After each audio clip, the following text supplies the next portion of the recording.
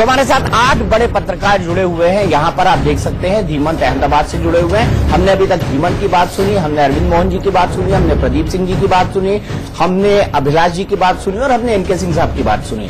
अरविंद मोहन और N K Singh sir का ऐसा मानना है कि बहुत क्लोज फाइट है, जबकि बाकी सब लोग बोल रहे हैं कि हिमाचल में सभी लोग मान रहे हैं कि बीजेपी की सरकार बन रही है, लेकिन गुजरात में 2 लोगों का मानना है कि कांग्रेस और बीजेपी में बड़ा क्लोज का मामला है, वो एनके सिंह और अरविंद मोहन जी है। बाकी लोगों को लगता है कि वहां पे बीजेपी की साफ साफ सरकार बन रही है। मैं अब आदरणीय राहुल देव जी को बुलाता हूं, वो बताएं हमें और बताएं कि उनके क्या फिगर्स हैं।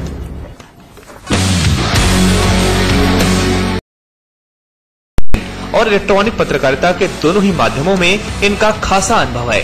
ये जनसत्ता जैसे बड़े अखबार के पूर्व संपादक हैं और वर्तमान में स्वतंत्र टिप्पणीकार हैं।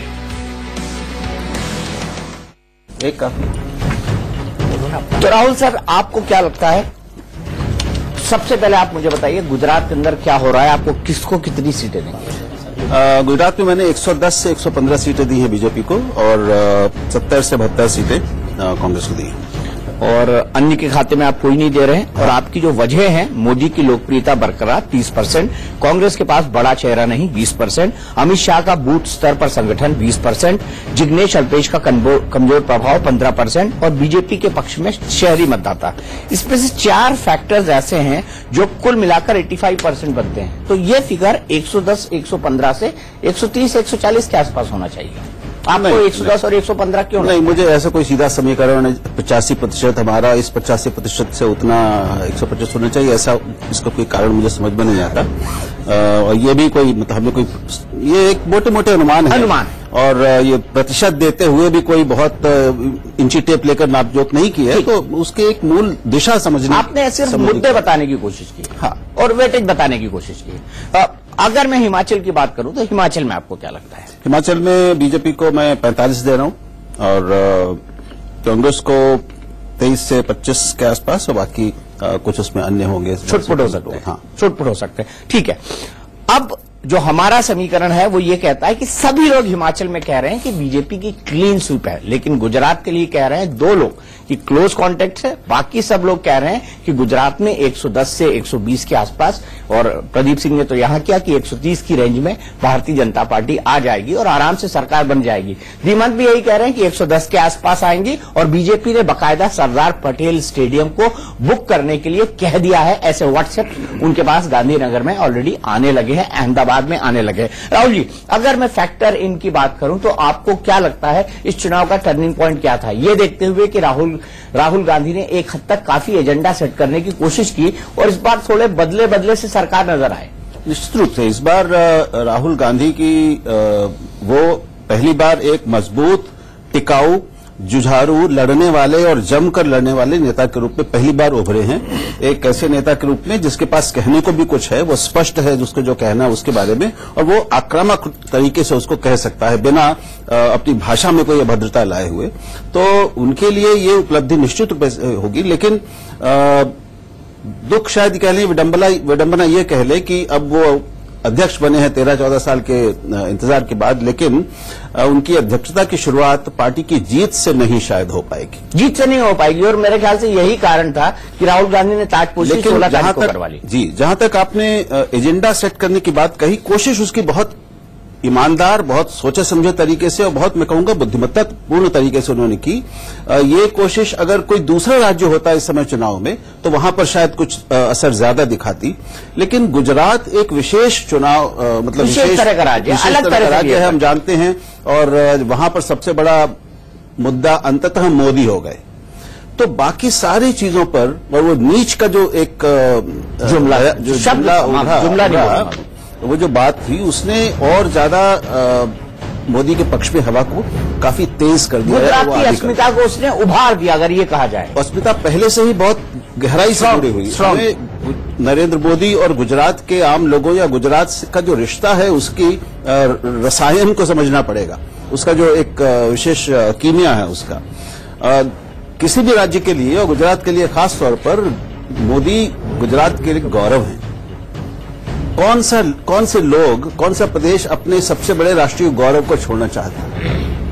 उसके बहुत दूसरे भी वो चीजें होती हैं। बिल्कुल, ये बात सही है कि उनसे नाराजगी थी, ये बात सही है कि उनसे या विजय रूपाणी और आनंदीबेन से, उन लोगों से जिन्होंने वैक्यूम क्रिएट कर राज्य सरकार से नाराजगी थी, उनसे असंतोष था, कुछ वर्ग नाराज थे, पटेलों का, पाटीदारों का हमें पता ही है, और हार्दिक पटेल का निश्चित रूप से एक असर था युवा पाटीदारों पर, वो रहा है, उसका प्रभाव भी हम देखेंगे। लेकिन जब सवाल ये आया वहां के लोगों के सामने, ऐसा मुझे लगता है आया होगा, क्योंकि हम दिमाग में तो नहीं बैठे, कि हमें ये अपने सारे असंतोष के बावजूद नरेंद्र मोदी को जिताना है या हराना है, तो ये एक ऐसा प्रश्न है जिस पर शायद शक की और कोई दुविधा की गुंजाइश गुजरात में नहीं थी। तो इसको मैं यूं देखता हूं। मेरा एक प्रश्न है, 110 से 115 आपने दी, 2012 में नरेंद्र मोदी जो है जब चुनाव हुआ था तो 115 सीटें जीत के आए थे। इस बार बहुत सारे तथ्य ऐसे हैं या बहुत सारे कारक ऐसे हैं जो बीजेपी के खिलाफ थे, और उनकी चर्चा हम लोग कर चुके हैं, पाटीदार आंदोलन, व्यापारियों की नाराजगी और राहुल गांधी का जो तो कामकाज का तरीका, बहुत सारे कारण। तो बीजेपी की सीटें क्यों नहीं घट रही हैं इसके बावजूद, जबकि 2012 में वो स्थिति नहीं थी। 2012 में प्रधानमंत्री भी पद के भी ये भी मानस में था कहेंगे, और चेतन गुजरातियों सीएम नहीं पीएम बनेंगे, अगर आप सीएम नहीं बनाया और ज्यादा सीटों से नहीं बनाया, क्योंकि बीजेपी में भी चर्चा थी, अगर 100 के नीचे आ जाती तो शायद सीएम पद के उम्मीदवार नहीं होते। देखिए, इसी को अब इस बार ले आए तो आपको एक कारण मिल जाएगा कि अब वो प्रधानमंत्री हैं, तो है, हो गए, और ये सबको पता है। ये इतनी राजनीति सब लोग समझते हैं इस देश में, गुजरात के लोग तो समझते ही हैं कि गुजरात का ये चुनाव हारने का मतलब था बीजेपी के लिए कि नरेंद्र मोदी का प्रधानमंत्रित्व ही खतरे में पड़ने वाला था आगे आने वाले समय में। बिल्कुल पहली बात सही है, मतलब ये सब समझते हैं, किसी को बच्चों को भी आपको ये समझाने की जरूरत का मुद्दा ही ये आता है कि गुजराती प्राइम मिनिस्टर बना है। और दूसरा कि ये इससे कम होती सीटें, उसमें जो कुछ कमी रह गई वो इन्होंने मणिशंकर अय्यर साहब के जो उन्होंने शब्द मणियां पेश की है उसने कर दी। तो इन दो को मिला के वो लगभग पुरानी वाली अपनी स्थिति पे आई है। अगर ये नहीं होता तो निश्चित रूप से वो सीटें उनकी कम होनी थी और कम होनी चाहिए थी हर तरह से, क्योंकि कुछ वर्गों में स्पष्ट असंतोष था। वो जहां तक व्यापारियों का प्रश्न है, मेरी थोड़ी अलग राय इसमें यह है कि सूरत में जो एक मोर्चा उन लोगों ने निकाला, जुलूस व्यापारियों ने जीएसटी के नोटबंदी के खिलाफ, वो सचमुच प्रभावशाली था और उसने एक अलग संदेश दिया पहली बार गुजरात में कि व्यापारी का अगर खिलाफ हो गए बीजेपी के तो फिर कौन साथ होगा। लेकिन मेरी जानकारी थोड़ी बहुत जो मेरी बातचीत वहां पे हुई वो ये कि अपना असंतोष व्यक्त करने के लिए उन्होंने ये जरूर किया, लेकिन वो बड़े अच्छे व्यापारी हैं। वो सिर्फ अपना दबाव बनाने के लिए था और आप दबाव का असर देखिए कि उनको जीएसटी में छूटें मिल गई, राहतें मिली, वो उसी के लिए किया गया। तो वो एक दबाव बनाने का तरीका था, एक रणनीति के तहत ज्यादा हुआ और बाद में इनकी ओर से भी कोशिशें हुई और अंततः बाद में फिर वही जब सवाल ये आएगा कि नरेंद्र मोदी को हराना है या जिताना है, तो फिर वो नरेंद्र मोदी के साथ आपको खड़े देखते हैं। मतलब ये आप कह रहे हैं कि जैसे भी है तो अपने, हाँ वो नहीं एक जुमला ही कहने चला कि रूठे हैं टूटे नहीं हैं। मतलब इंडियन एक्सप्रेस में 2 रिपोर्ट्स छपी थी जिसमें आलोचना कर रहे राज्य सरकार की, बर्बाद कर दिया, धंधा चौपट हो गया, इतने हजार का नुकसान हो गया, इतने करोड़ का नुकसान हो गया। आखिर में पूछा कि वोट किसको देंगे, बोले अब इतने भी नाराज बीजेपी से नहीं है कि कांग्रेस को वोट दें। बिल्कुल बिल्कुल ठीक है, यही बात, क्योंकि यही सेंटिमेंट सर जब मैंने ग्राउंड शोज किए तो मुझे देखने को मिला। अगर आप 10 लोगों से पूछते थे तो मुश्किल से 1 या 2 लोग मिलते थे। और धीमंत आप मेरी बात से एग्री करेंगे, हालांकि मैं शहरी क्षेत्रों में गया, बहुत ज्यादा ग्रामीण क्षेत्रों में नहीं गया, आप एग्री करेंगे कि मुखर होकर बीजेपी का विरोध गुजरात में परंपरा ही नहीं 95 के बाद से। नहीं, इसमें कोई शक नहीं कि बीजेपी की जहां तक सवाल है 95 के बाद जिस तरह के समीकरण यहां बने हैं, और इसका सबसे बड़ा अगर जो मुद्दा रहा हो मोदी के बाद मुझे लगता है जिसकी वजह से समीकरण बने हैं, तो वो है हिंदुत्व। गुजरात पहले से हिंदुत्व की एक प्रयोगशाला रही है और उसको सबसे ज्यादा अगर कोई एनकेश कर पाया है तो मुझे लगता है आरएसएस, बीजेपी, उससे पहले का जनसंघ और नरेंद्र मोदी है। वो गुजरात इलेक्शन सरदार पटेल को भी मत भूलिए, सरदार पटेल को भी मत भूलिए, सरदार पटेल ही थे वो जिन्होंने सोमनाथ मंदिर बनवाया था। बेशक, और अयोध्या में राम जन्मभूमि का मंदिर को सॉल्व नहीं किया गया, लेकिन सोमनाथ के मंदिर को सॉल्व किया गया। 47 के बाद सरदार पटेल ने सोमनाथ मंदिर बनाया, उसकी शुरुआत हुई थी। पर मुझे नहीं लगता सरदार पटेल के मन में कोई ऐसा हिंदुत्व था जो आरएसएस, बीजेपी नहीं, उनको ये पता था कि गुजरात किस वे में बिहेव करता है। उनको ये बहुत अच्छी तरह पता था कि गुजराती लोग क्या सोचते हैं और गुजरात किस वे में बिहेव करता है। मैं जाऊंगा पाकिस्तान तब वहां पे पटेल नहीं, जिस तरह बीजेपी, आरएसएस राम मंदिर इतने सालों से बना नहीं पाए, पर सरदार पटेल ने कामयाबी से सोमनाथ मंदिर खड़ा कर दिया। पर दीपक, हमें समझना होगा कि सरदार पटेल का मकसद कभी भी इसके पीछे पॉलिटिकल नहीं रहा था। ठीक है, एग्री करता हूं आपकी इस बात से। ये जो हिंदुत्व वाला मामला है, इसमें मैं सिर्फ ये कहना चाहूंगा कि ये मान लेना कि आजादी के बाद से ही गुजरात एक सौम्य हिंदुत्व के रंग में रंगा रहा है, ऐसा नहीं है। ये जो आज हम वहां पर एक मुस्लिम विरोधी और एक प्रखरता देखते हैं हिंदुत्व वाले, उस पर ये लगभग ये 60-70 के दशक के बीच से 78-69 के आसपास के बाद से शुरू हुआ है। उससे पहले आप देखें कि वो कांग्रेस का गढ़ रहा है। तो उसके बाद से पहले तो कांग्रेस की शासन वहां पर रहा है। वहां पर 85 के चुनाव में जो खाम बनाया था तो 149 सीटें जीत पहले जो इंदिरा गांधी के खिलाफ एजुकेशन हुआ वो गुजरात से शुरू हुआ, वो 74 से शुरू हुआ। लेकिन हिंदुत्व आंदोलन नहीं, लेकिन उसके बाद देखिए गुजरात में हिंसा अपराध कहें सबसे ज्यादा अगर हुआ तो दंगों में।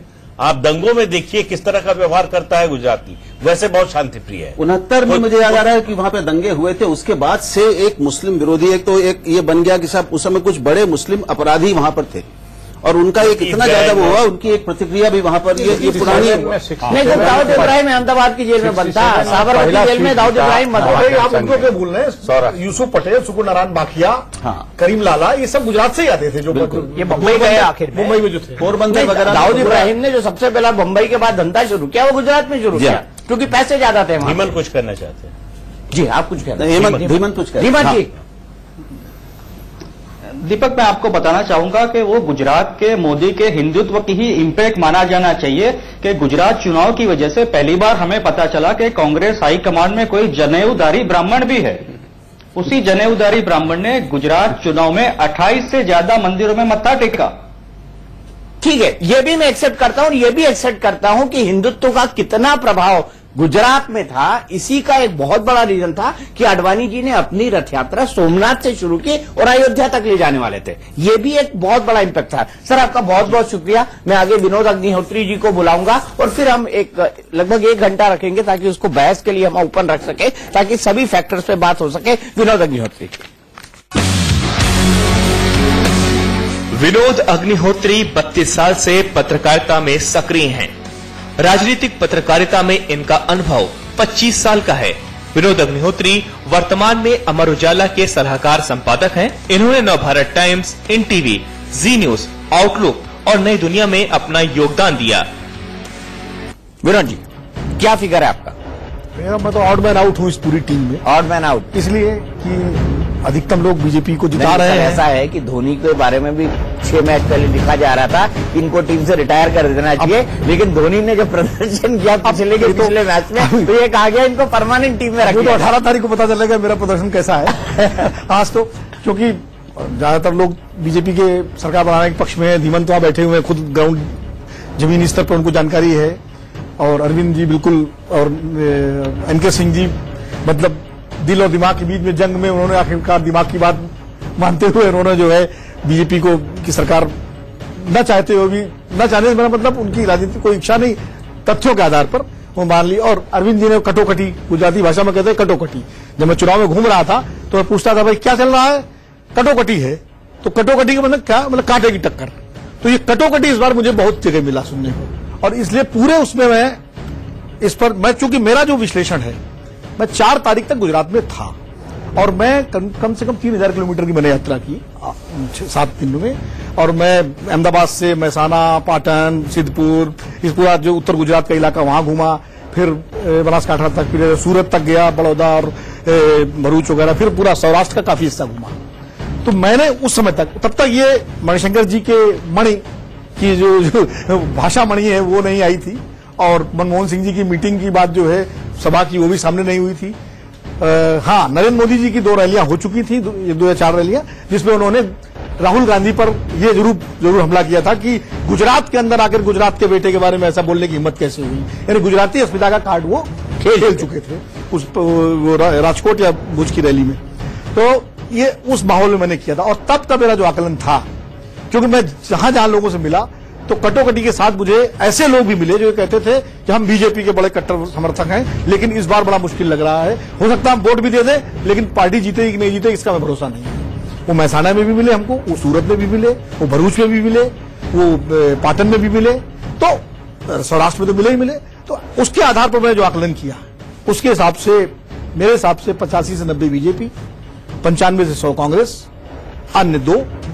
मतलब आप कांग्रेस की सरकार इसी मैंने कहा मैं ऑड मैन आउट हूं। ऑड मैन आउट नहीं, ऐसा भी हो सकता है सर 18 तारीख को हम कह दें कि नो बॉल पे आपने छक्का मारा है, पता नहीं पकड़ लिया क्या। ये जोक सपाट आप हिमाचल के लिए क्या आंकड़ा देंगे? हिमाचल के लिए जो सबकी राय उसी में साथ भी, क्योंकि हिमाचल में गया भी नहीं था। हिमाचल का आकलन मेरा यही से है क्योंकि जो एक माहौल है वहां, एक वैसे भी हर 5 साल में सरकार बदलने का एक चलन वहां पिछले कई चुनावों से है, और जिस तरह वीरभद्र सिंह की उम्र और कांग्रेस के अंदरूनी झगड़े बहुत सारी, और मोदी जी की अपील हिमाचल में बहुत सारे कारणों से नरेंद्र मोदी की अपील वहां, मुझे लगता है मेरा अपना आकलन गुजरात से ज्यादा अपील हिमाचल में शायद उनकी हुई होगी। तो ये क्योंकि उनका हिमाचल से अपना एक संबंध हिमाचल से भी रहा है, प्रभारी रहे हैं हिमाचल के काफी लंबे समय तक, और हिमाचल का नेतृत्व जो है जो मौजूदा भाजपा का है वो नरेंद्र मोदी जी ने विकसित किया है। बिल्कुल। तो हिमाचल में मैं 40 से 45 सीटें दे रहा हूं भाजपा को, और कांग्रेस ने वॉकओवर भी दे दिया, और कांग्रेस ने वॉकओवर भी दे दिया हिमाचल में। राहुल गांधी ने मुश्किल 3-4 सभाएं करी और बहुत आखिर में गए। तो उस हिसाब से, जबकि लोग ये कह रहे थे कि कांग्रेस वॉकओवर न देती तो शायद लड़ाई कांटे की हो जाती, ये हिमाचल के बारे में लोग कह रहे हैं। तो ये मेरा है, बाकी आप लोग अगर मुझ कुछ चलिए हम ओपन करेंगे इस फ्लोर को। कारणों पर हम नहीं पूछेंगे। नहीं, बिल्कुल कारणों की बात मैं जाऊंगा, बिल्कुल जाऊंगा, लेकिन अफसोस मुझे इस वक्त एक ब्रेक लेना है। ब्रेक के बाद मैं कारणों पे जाऊंगा, अनुज गुप्ता जी को बुलाऊंगा, फिर हम एक ओपन डिबेट रखेंगे जिसमें ये समझ पाए कि एक दूसरे के जो इंटरप्रिटेशन है उसमें क्या पॉइंट सही है और क्या पॉइंट शायद लॉजिक पर सही नहीं उतरते। ब्रेक। तो 7 पत्रकारों ने अब तक कहा है कि हिमाचल में सभी लोग कहते हैं बीजेपी की सरकार बन रही है, लेकिन 2 पत्रकार गुजरात के बारे में ऐसा मानते हैं, जो विनोद अग्निहोत्री जी ने शब्द यूज किया कटोकटी, लेकिन विनोद जी इकलौते हैं जो ये कह रहे हैं अभी तक जितने पत्रकार आए हैं कि कांग्रेस की सरकार भी वहां बन सकती है। फैक्टर इन करिए सर, क्या फैक्टर? पहला फैक्टर यह है कि नरेंद्र मोदी जी की अपील गुजरात में बहुत रही है। 2002 से मैं भी गुजरात को कवर कर रहा हूं चुनाव को, लेकिन इस बार वो नरेंद्र मोदी वहां के मुख्यमंत्री नहीं बनने जा रहे थे, विजय रूपाणी चेहरा थे, या विजय रूपाणी के अलावा कोई और बनता जो भी बने।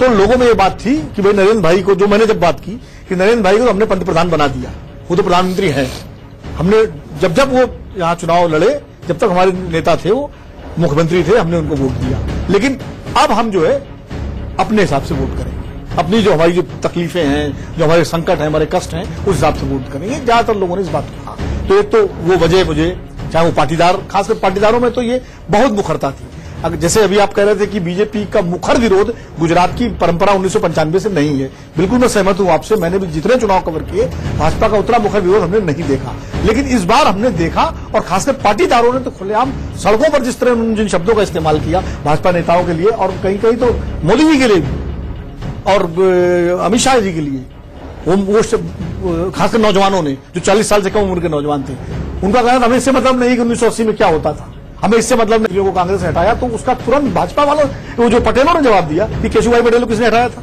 आनंदीबेन पटेल को किसने हटाया था।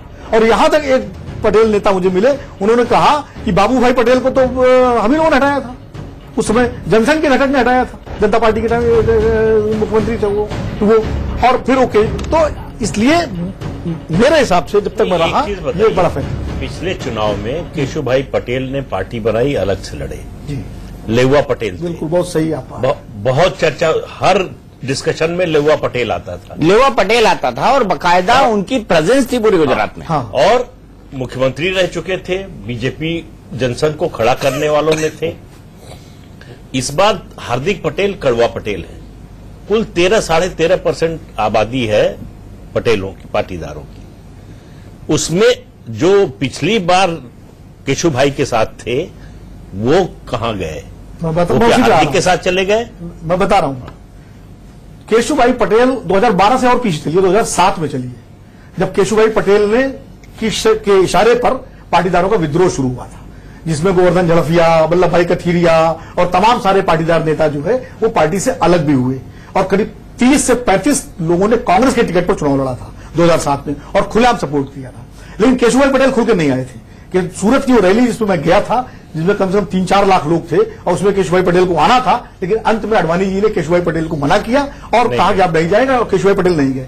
वहां से केशुभाई पटेल की छवि गिरी पटेलों के बीच में और उनका एक आदर तो था, लेकिन यह मान लिया गया कि ये हमारी लड़ाई नहीं लड़ सकते। ये एक पूरा मैसेज गया और उसके बाद केशुभाई पटेल जब 2012 में वापस बाहर निकल के आए और उन्होंने गुजरात परिवर्तन पार्टी बनाई, जो जीपीपी बनाई और चुनाव लड़े, उस वक्त केशुभाई पटेल के साथ पाटीदार नेता तो थे, जनता बीजेपी के साथ थी। एक दूसरा, केशुभाई पटेल 85 साल के बुजुर्ग हैं, उनके अंदर वो 20 साल और 25 साल का जो पाटीदार है, नौजवान है, वो कोई कनेक्ट नहीं करता, वो हार्दिक के साथ अपने को जोड़ता है। और प्रदेश में 4% वोट मिला था उनके पटेल, कड़वा लेना की बात आप कर रहे हैं ना, सौराष्ट्र में 10% वोट मिला सर, मिला था वोट, लेकिन जीतने वाला वोट नहीं मिला, क्योंकि बाकी वोट नहीं मिला ना। वो नरेंद्र मोदी को जिताने वाला वोट था सर, उसको फैक्टर इन कर लीजिए। वो नरेंद्र मोदी को जिताने वाला वोट था जो केशुभाई पटेल ने काटा। इसीलिए तो 117 से 119 से 115 हो गई थी, वो भी एक फैक्टर है। और वोट सब जगह काटा उन्होंने, लेकिन जीत नहीं पाए वो, क्योंकि दूसरा वोट नहीं मिला। दूसरी बात जो है, जो आपने कड़वा और लेवा की बात थी, प्रदीप जी आप वरिष्ठ पत्रकार हैं, हमसे भी पुराने हैं, जब जातीय राजनीति होती है तो जातियों के जो उपजातियों के विभाजन होते हैं वो नहीं चलते। अटल बिहारी वाजपेयी कानकुंज ब्राह्मण है तो सरयू पारी वोट नहीं देंगे, ये नहीं चलेगा। मुलायम सिंह का घोसी और कमरिया बहुत चलाया, बीजेपी ने बहुत चलाया, हम लोगों ने पत्रकारों ने बहुत लिखा, लेकिन पूरे यादवों ने मुलायम सिंह को नेता माना। हार्दिक जब अनामत की बात कर रहा है तो कड़वा पटेल की अनामत की बात नहीं कर रहा, वो सारे पाटीदारों की अनामत बात कर रहा। और ये बात सौराष्ट्र में लेवा पटेलों के नौजवानों ने भी कही, ये हमने पूछा सवाल, हमने कहा तो कड़वा पटेल है, बोले तो क्या अनामत खाली कड़वा पटेल को मिलेगा? फिर भी विनोद जी, कड़वा पटेल और लेवा पटेल का विभाजन जो है, विभाजन वहां है पटेलों में, वो विभाजन कड़वा लेवा का नहीं है, वो विभाजन उम्र का विभाजन है। 50 साल से और 45 साल से ज्यादा का जो पटेल है वो दुविधा में है, क्योंकि वो हमेशा बीजेपी के साथ। लेकिन देखा है चुनाव की बात करें विनोद जी, उसने देखा वो दुविधा में है। जो परसेंटेज वोट डालने का घटा है उसका बड़ा कारण है वोट डालने नहीं गए। इस चुनाव की बात करें, नीचे का नौजवान है उसकी दुविधा नहीं थी। मेरा एक सवाल सुनिए आप, हार्दिक पटेल अपक्ष होकर रहे, किसी के साथ नहीं, उन्होंने खुलेआम समर्थन मांगा, समर्थन कांग्रेस के लिए, बिल्कुल नहीं, कांग्रेस ने उनसे समर्थन मांगा। उन्होंने हार्दिक पटेल अपक्ष थे, जो गुजराती में शब्द है वो इंडिपेंडेंट निर्दलीय थे, ठीक है, उन्होंने कांग्रेस के साथ अलायंस किया, ठीक है, वो राजनीति में आ नहीं सकते थे क्योंकि उनकी उम्र नहीं थी, ठीक है, 2.5 साल के बाद बोला मैं आऊंगा। लेकिन हार्दिक पटेल ने जो माननीय कपिल सिब्बल के साथ आरक्षण की अंडरस्टैंडिंग बिठाई, उस अंडरस्टैंडिंग के अंदर इतने पंच थे, इतने छेद थे कि पाटीदार का युवा जो इंटरनेट को पढ़ता है वो इस बात से कन्विंस था कि आरक्षण हमें नहीं मिलेगा, वो इस बात से कन्विंस था। और मुझे लगता है कि इस फैक्टर इनको हमको फैक्टर करना चाहिए। पाटीदारों के 4 संगठन, उन्होंने उस पर विचार किया, उसके बाद उन्होंने अपना एक क्वेश्चनेयर बनाया और दिया, और नहीं, हरीश साल्वे के पास आए, उनसे पूछा कि हमको आप लीगल ओपिनियन दीजिए, लिख के दीजिए। हरीश साल्वे ने उनको लिख कर दिया कि वर्तमान जो संवैधानिक व्यवस्था है उसमें आपको आरक्षण नहीं। अब इसका जवाब सुन लीजिए। इसके बावजूद हार्दिक पटेल की सभाओं में नरेंद्र मोदी, राहुल गांधी से कई गुना ज्यादा भीड़ हुई और पाटीदार नौजवानों की हुई, चाहे वो राजकोट की सभा हो, चाहे वो सूरत की हो, चाहे अहमदाबाद की हो, चाहे महसाना की हो। नहीं, राहुल की सभाओं में पटेल नौजवानों ने जो ऊर्जा भरी, उत्साह भरा, वो सिर्फ हार्दिक का मामला नहीं। हार्दिक का तो मैं कह रहा हूँ, हार्दिक की सभाओं में भी राजकोट में जिस दिन में था, राजकोट में आप कह रहे हैं कि वो हार्दिक के कारण नहीं था, हार्दिक के कारण, मैं कह रहा हूँ कि वो हार्दिक के कारण ही उन्होंने उसके साथ, निश्चित रूप से हार्दिक के कारण दिया है। और हार्दिक की जो राजकोट की उस दिन रैली थी, जो समाधि से परमिशन नहीं मिली थी, उसके बावजूद उसने किया, इतनी जबरदस्त भीड़ थी, चलने की जगह नहीं थी। तो इसके कारण आ रहे थे, कहां से आ रहे थे? इसके कारण साल्वे की बात मान लेते तो कोई नहीं आता। तो हरीश साल्वे की बात तमाम बुद्धिजीवी लोग मान रहे हैं। कहना यह था कि एक बार हम देखेंगे, जब नहीं मिलेगा तो इनसे भी लड़ लेंगे। ये नहीं, एक अंडर करंट ये भी था कि हम इस मुद्दे पर हार्दिक के साथ हैं, लेकिन हार्दिक जहां कहेगा वहीं वोट डालेंगे, ये जरूरी नहीं। बिल्कुल नहीं, ये आपने दे भी सकते हैं, नहीं भी। ये अंडर करंट नहीं था, क्योंकि जितने हार्दिक के समर्थकों से मेरी बात हुई, समर्थक जो रैलियों में आ रहे थे, वो कह रहे थे कि हम अनामत के लिए जो इस बार हार्दिक जो कहेगा वो करेंगे, इस बार हमारा नेता है, उसके कारण है। हार्दिक को नेता बना दिया बीजेपी ने, जिस तरह उसको गिरफ्तार किया, गिरफ्तार करने के बाद जिस तरह उसको देशद्रोह का मुकदमा लगाया, वो 14 नौजवानों की जो पुलिस गोली में मौत हुई, ये सारे बड़े गर्म मुद्दे रहे और इन मुद्दों पर लोगों में जबरदस्त मंथन था। खासकर उत्तर गुजरात में अगर आप जाएं तो महसाणा, पाटन, बनासकांठा, जहां भी आप जाएं और अगर पाटीदारों से बात करें तो बहुत गर्म मुद्दे थे। जो हम बात कर रहे थे कि नितिन पटेल का चुनाव फंसा हुआ है, तो क्यों फंसा हुआ था? इसलिए कि पाटीदार बिल्कुल मोर्चा ले खड़े। देखिए, मैं एक बात कहना चाहता हूं जो आपके पक्ष में जाएगी कि आरक्षण के मुद्दे के अलावा पाटीदारों को पहली बार एक बिल्कुल अलग तरह का बहुत जबरदस्त नेता मिला है। जी, वो केवल आरक्षण नेता नहीं है। हाँ, हम उसको उस खाते में अगर ही रखेंगे तो गड़बड़ होगा। उनको एक पूरे समाज को एक बहुत युवा मिला जो लगभग चमत्कारी नेता है। आप देखिए कि वो मेवाड़ी में वो जादू नहीं है, कर सकते हैं। अल्पेश ठाकुर में वो जादू नहीं है, वो भीतर से कमजोर है। लेकिन ये लड़के, इसमें कुछ है, अल्पेश और बिजली है उसमें। सबसे बड़ी गलती की चुनाव लड़ करके अल्पेश और जिग्नेश ने जो विधानसभा का चुनाव लड़ा, हाँ, उन्होंने बहुत बड़ी गलती की। अगर वो हार्दिक की तरह वो भी अपने समाज में जाके हार्दिक को उम्र का इशू है ना, तो शायद ज्यादा उनका प्रभाव पड़ता। ठीक है, इसलिए अल्पेश और जिग्नेश का प्रभाव विनोद जी जो हार्दिक का पड़ा। विनोद जी, हम इस बहस को खोलेंगे। मेरे भी कई सवाल है क्योंकि आप ऑन द अदर साइड जा रहे हैं। ज्यादातर लोगों के छोड़ आप डेविल्स एडवोकेट होना जरूरी है ना आपके चैनल में, वरना आपके चैनल पे वो लग जाएगा। नहीं, वो दिक्कत हो जाएगी ना। वो चैनल में जो है निष्पक्षता भी रहनी चाहिए। नहीं, मैं तो जो मेरा अपना ऑब्जर्वेशन, मैं कभी भी इस बात पर कोड नहीं लगाता हूं कि आप ये बताइए, आप ये बताइए, आप ये बताइए। मैं इस मामले में बड़ा क्लियर हूं, इसीलिए हम सारे लोग यहाँ बैठते हैं आपके साथ। ठीक है सर, बहुत बहुत शुक्रिया। मैं अनुज जी को बुलाऊंगा, अनुज जी आए, और ये हमारे इन हाउस साइकोलॉजिस्ट भी हैं, अगर ये कहा जाए तो गलत नहीं होगा। अनुज जी अपना फैक्टर बताएंगे और विनोद जी आप भी बताएंगे। अनुज गुप्ता देश के बड़े पत्रकारों में से एक हैं। ये 30 साल से पत्रकारिता में सक्रिय हैं। 27 साल से दिल्ली में केंद्र की राजनीति कवर कर रहे हैं। ये नवभारत अखबार के ब्यूरो चीफ हैं। इन्होंने वोटिंग रुझानों को लेकर किताबें भी लिखी हैं। अनुज जी। दीपक जी, मेरा ऐसा मानना है कि गुजरात में भाजपा इस बार अपना रिकॉर्ड तोड़ने जा रही है और 130 प्लस, यानी 130 तो कम से कम जीतने जा रही है और बची हुई सीटों में से 1-2 सीटें दूसरों को देने के बाद जो बचती हैं वो लगभग 50 मैंने कांग्रेस के लिए दी हैं। और हिमाचल प्रदेश में कांग्रेस का जो आंकड़ा गुजरात में है वही आंकड़ा, यानी 50 प्लस बोलूंगा मैं वहां पर भाजपा के लिए। कांग्रेस को मैंने 18 सीटें अभी इसलिए लिख दी है कि बची हुई सीटें, लेकिन 1977 और 1990 इन दो चुनाव में कांग्रेस हिमाचल में 9 सीटों पर सिमटी है। 2014 के लोकसभा चुनाव में भी उसकी lead assembly segment wise 9 assemblies में है। यदि वो वहां पे भी स्थिर हो जाएगी तो मुझे हैरानी नहीं होगी। बिल्कुल। मैं आपके एक एक फैक्टर की वजह पर जाता हूं क्योंकि आपने 130 प्रोजेक्ट किए जो 8 पत्रकारों में सबसे ज्यादा है। सर, आपने शायद 110 से 120 से 130 का है, लेकिन आप बड़े डेफिनेटिव ढंग से कह रहे हैं कि जी हां, बीजेपी 130 ले जाएगी। अमित शाह जी और बीजेपी के जो उच्च पदस्थ सूत्र हैं, जो लोग इलेक्शन से सीधे जुड़े हुए थे, उनका ये मानना है कि वो 140 से 142 जाएंगे।